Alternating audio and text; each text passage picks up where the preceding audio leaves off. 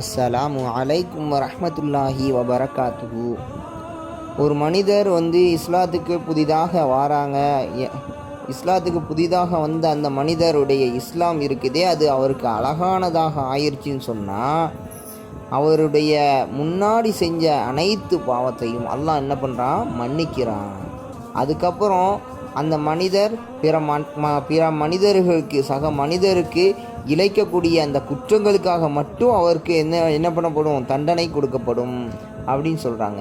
இதுக்கப்புறமாக சொன்னால், அவர் ஏதாவது ஒரு நன்மையை செஞ்சிட்டாருன்னு சொன்னால், புதிதாக இஸ்லாத்துக்கு அந்த மனிதர் இஸ்லாத்துக்கு வந்ததுக்கப்புறம் ஒரு நன்மையை செஞ்சாருன்னு சொன்னால், அந்த மனிதருக்கு 10 மடங்குலேருந்து 700 மடங்கு நன்மையை அல்லாஹ் அவருக்கு கொடுக்குறான். மாஷா அல்லாஹ், பெரிய விஷயம்.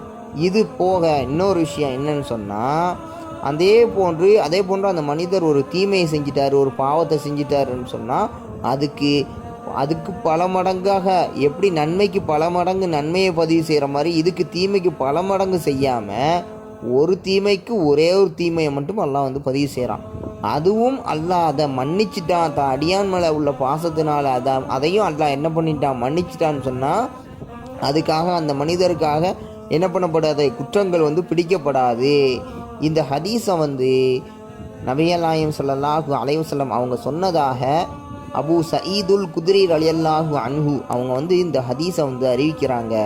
இது புகாரியுடைய 41வது ஹதீஸாக இருக்குது.